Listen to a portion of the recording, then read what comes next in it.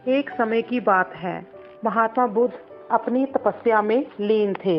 उन्हें तपस्या में बैठे हुए कई दिन बीत चुके थे। तभी एक शिकारी उस रास्ते जा रहा था। उस शिकारी ने महात्मा बुद्ध को पहचान लिया। शिकारी ने महात्मा बुद्ध के बारे में बहुत बड़ाई सुनी थी, किंतु वह महात्मा बुद्ध की बड़ाई से संतुष्ट नहीं था। उसने परीक्षा लेने के लिए सोचा।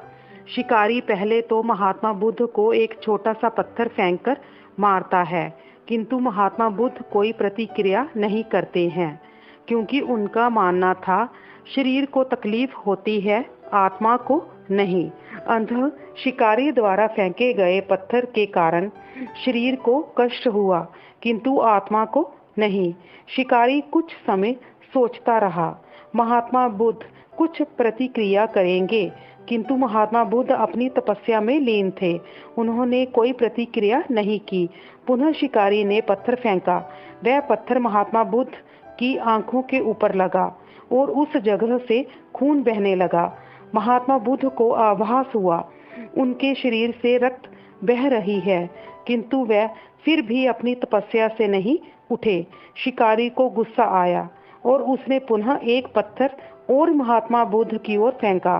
महात्मा बुद्ध के शरीर से अब खून अधिक बहने लगी। इतनी पीड़ा महसूस कर महात्मा बुद्ध की आंखों से आंसू निकलने लगा। शिकारी ने महात्मा बुद्ध के पास जाकर पूछा, आपको जब मैंने पत्थर मारा तो आपने कोई प्रतिक्रिया नहीं दी। महात्मा बुद्ध ने बड़े ही सरलता के साथ कहा, क्योंकि इससे मेरे शरीर को कष्ट हुआ है, मेरे मन दिमाग को नहीं। शिकारी अचंभित रह गया। उसने पूछा, फिर आपके आंखों से आंसू क्यों बह रहे हैं? इस पर महात्मा बुद्ध ने कहा, तुम्हारे द्वारा किए गए अनुचित कार्य के परिणाम के बारे में मेरा मस्तिष्क, मेरी आत्मा विचार कर रो रही है। तुमने इतना बड़ा पाप किया है, मैं तुम्हें कैसी सजा दूं?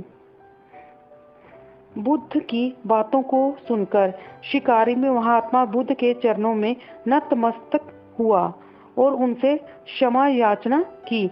महात्मा बुद्ध क्षमाशील व्यक्ति थे। उन्होंने तुरंत शिकारी को क्षमा कर दिया और अपना आशीर्वाद दिया। वह शिकारी महात्मा बुद्ध का आशीर्वाद पाकर एक महान व्यक्ति और साधक के रूप में जीवन व्यतीत करने लगा।